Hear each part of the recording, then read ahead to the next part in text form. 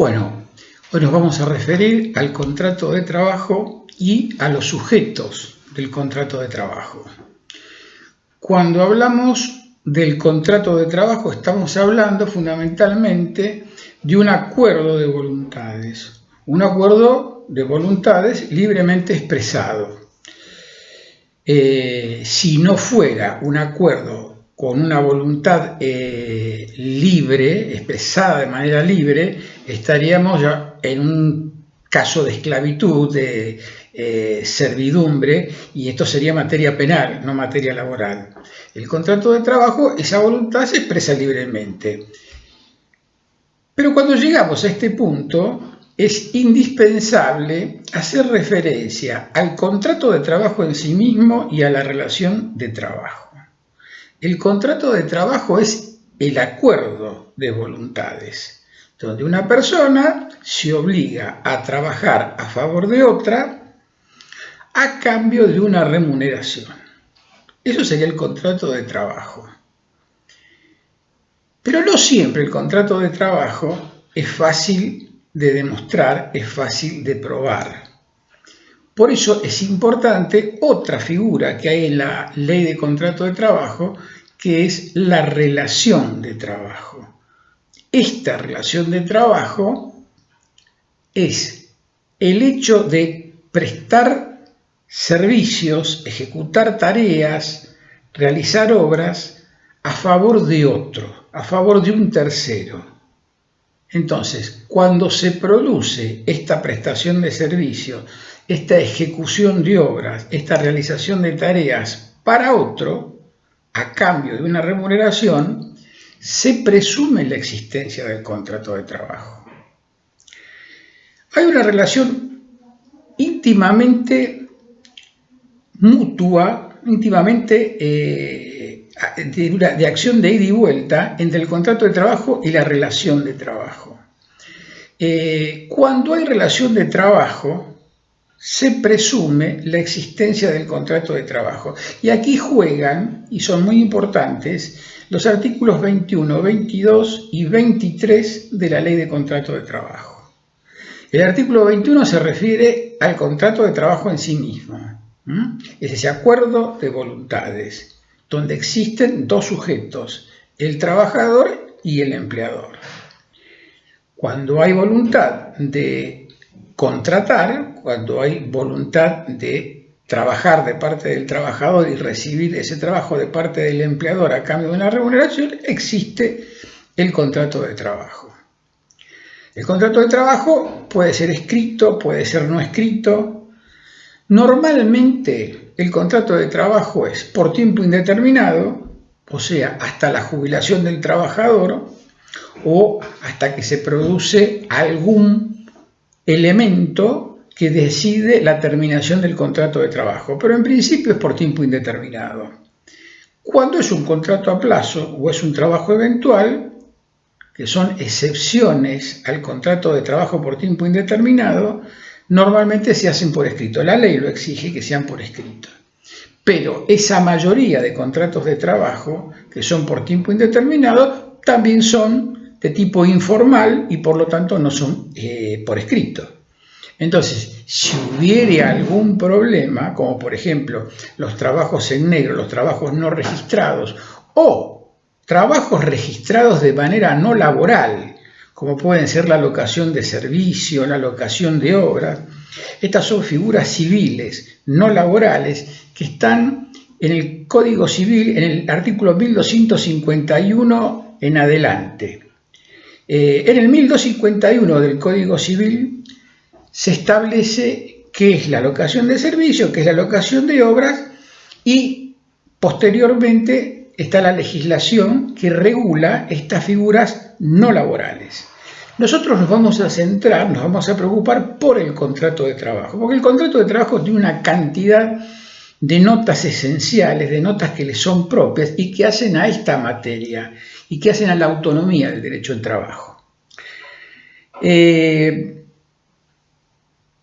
Como sujetos que participan de ese contrato de trabajo, dijimos entonces el trabajador y el empleador. una relación de género y especie entre el contrato de trabajo y la relación de empleo, y dijimos que estaban mutuamente ligadas, íntimamente ligadas, no hay una sin otra. Y hablamos de la importancia de la presunción del artículo 23. Hay muchos casos, como por ejemplo las profesiones liberales, médicos, abogados, el caso de socios empleados, directores de empresa, el caso de los fleteros, de los choferes.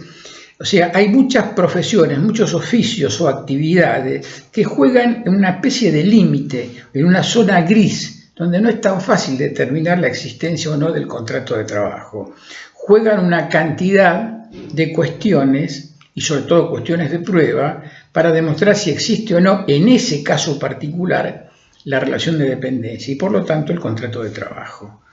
No es tan fácil, sobre todo en esos casos de los profesionales libres, que es nuestro caso, el de los médicos, o como dijimos, choferes, fleteros, socios empleados, directores, etc. Esos son casos que después por ahí los podemos fijar en temas de jurisprudencia y lo podemos charlar en cuanto podamos juntarnos una vez finalizada el periodo de excepción por la pandemia. Hay una nota que es esencial en el contrato de trabajo, que no se encuentra en el contrato de obra, el contrato de locación de obra, el contrato de locación de servicio, que es la dependencia o la subordinación. ¿En qué consiste la dependencia? Esta subordinación laboral. Normalmente los autores la dividen a la característica o a la nota de subordinación o dependencia. Entonces tenemos la dependencia técnica, la dependencia económica y la dependencia jurídica. Desarrollando una y otra, tenemos la subordinación técnica, no es otra cosa que el empleador tiene la facultad de decirle al trabajador cómo debe hacer ese trabajo. Entonces el empleador puede tener el asesoramiento de una persona especialista en sistemas o en comercio o en la materia que fuere, y le dice a su empleado que quiere que utilice el método 1, el método A, y no el método B o el método 2. Esto ocurre en mayor medida cuando el trabajador tiene una poca especialidad o no tiene un arte o profesión determinado. Entonces, cuando la calificación es de menor jerarquía, la dependencia técnica es mayor. Pero es muy difícil que un empleador pueda decirle a un empleado que tiene una capacidad profesional, a un abogado, a un contador, a un licenciado en estadística, cómo tiene que hacer su trabajo. Es más, lo contrata para que ese profesional desarrolle su arte, su conocimiento, su profesión en beneficio del empresario. Entonces, la dependencia técnica no es el rasgo esencial de la dependencia en los términos del contrato de trabajo. Otro tipo de dependencia es la dependencia económica. La dependencia económica tampoco es el rasgo principal del trabajador.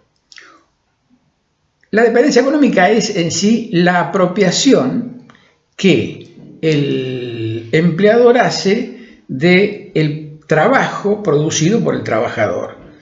El trabajador se queda con una parte de los frutos de su trabajo, de su producción.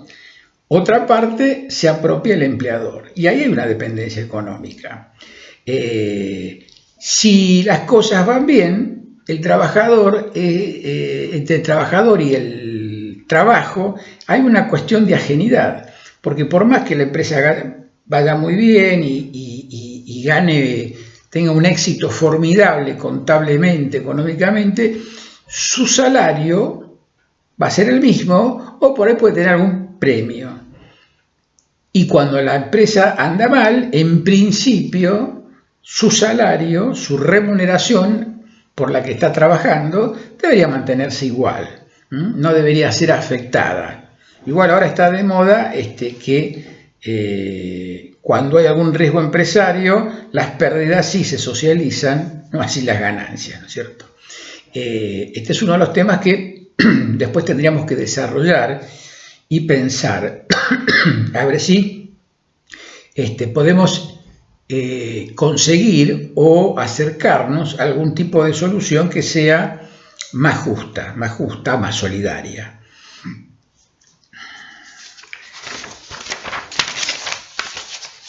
Por supuesto, en los hechos el trabajador tiene dependencia económica, ¿no es cierto? Pero no, repito, no es el rasgo principal. Habría que demostrar en un juicio, en un caso particular, que la gran parte del ingreso depende de un solo empleador, de un solo tipo de dador de tareas, por más que este trabajador pueda tener por ahí, además de su empleador principal, algún otro tipo de trabajo.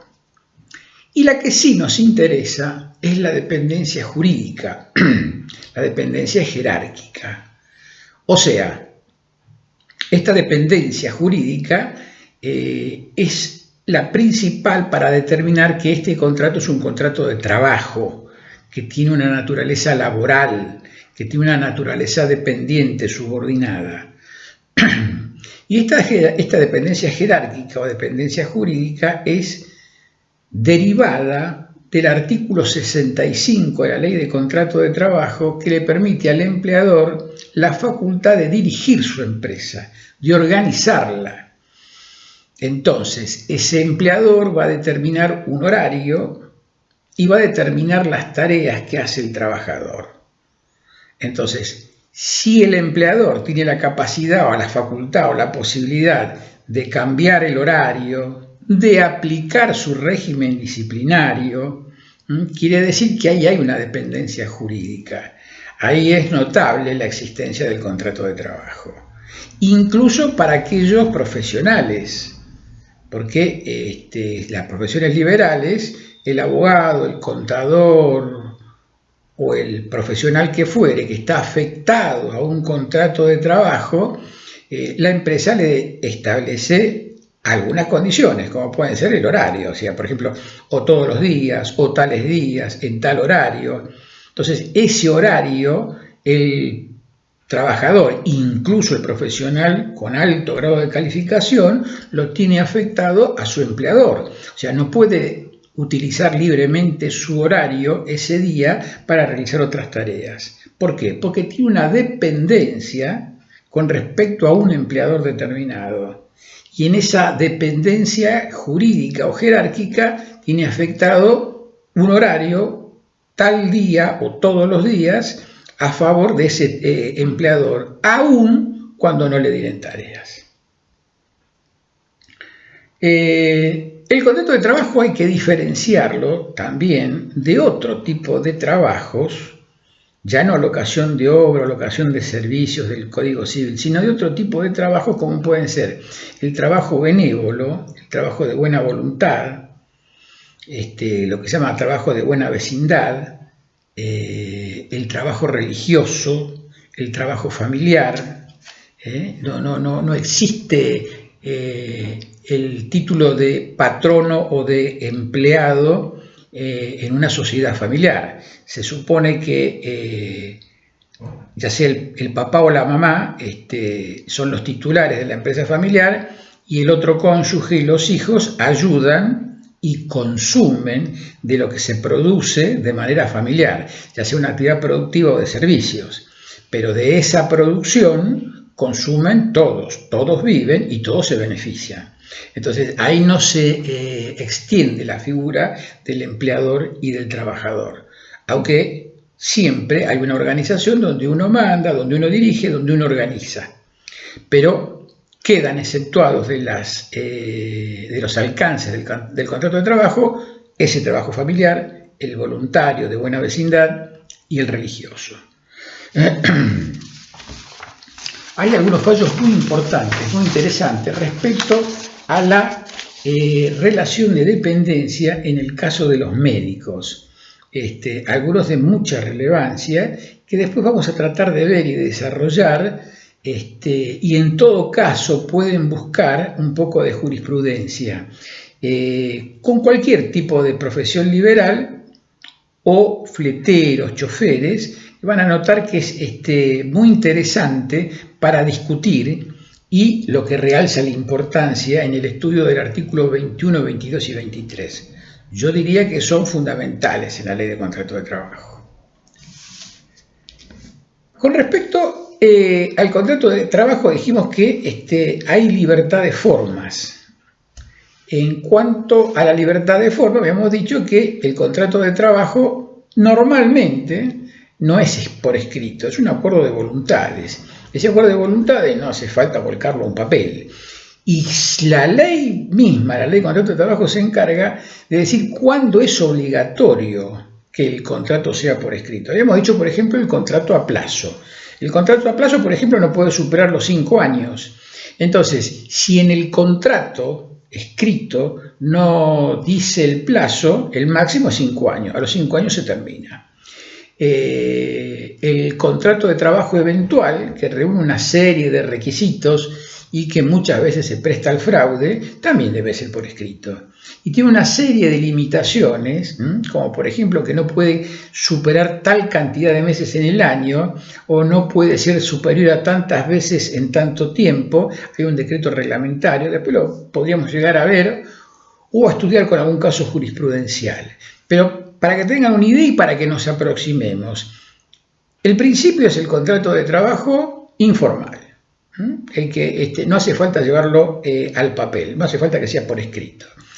Y excepcionalmente hay algunos casos donde es obligatorio hacerlo por escrito y dijimos el contrato de trabajo eventual y el contrato de trabajo a plazo, que deben ser establecidos por escrito porque si hay algún problema de tipo judicial, la existencia de ese contrato de trabajo especial únicamente por el contrato escrito. Entonces, no le va a quedar más remedio al empleador que fundamentarlo, probarlo con un contrato hecho en papel.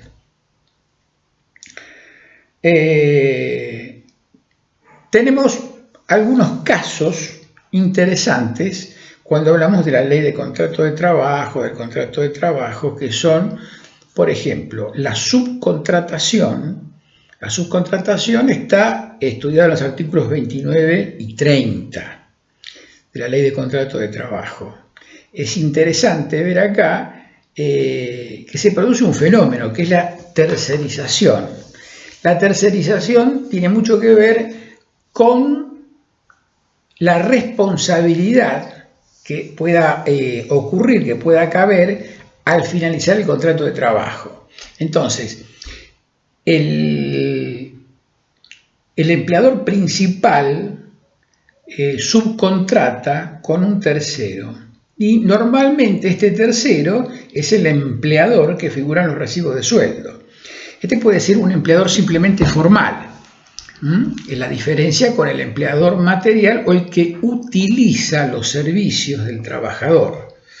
Entonces, estas tercerizaciones muchas veces, no siempre, pero muchas veces, frecuentemente, se usan para el fraude, porque este tercero, este empleador formal, este empleador que aparece en los recibos de sueldo, suele ser de muy poca solvencia o a veces directamente insolvente. Entonces, cuando ocurre el problema de la finalización del contrato, la responsabilidad a veces no se puede ejecutar por la irresponsabilidad, por la insolvencia de este empleador formal. Entonces, la ley de contrato de trabajo establece una serie de limitaciones y castiga el fraude en los casos de la subcontratación tramposa. Repito, 29 y 30 de la ley de contrato de trabajo. El empleador puede ser el Estado, que tiene como finalidad el bien público, y pueden ser los privados, que tienen como finalidad la persecución del lucro. La ley de contrato de trabajo se dirige a los privados. Normalmente, cuando el Estado es empleador, producido la finalización del contrato, esto se ve en sede administrativa. Lo que no quiere decir que no haya contratos de trabajo en la esfera del Estado. Y ya puede ser Estado nacional, provinciales o municipales. También tenemos el artículo 115 de la Ley de Contrato de Trabajo, que a los efectos de este primer pantallazo con el contrato de trabajo es muy importante. ¿Por qué? Porque el 115 de la Ley de Contrato de Trabajo dice que no se presume gratuito. El trabajo no se presume gratuito, por lo tanto es oneroso. Por eso, una de las notas del contrato de trabajo es a cambio de una remuneración. Una persona se obliga a realizar tareas, servicios, ejecutar obras a favor de otra a cambio de una remuneración. Entonces, 115 de la Ley de Contrato de Trabajo no se presume gratuito.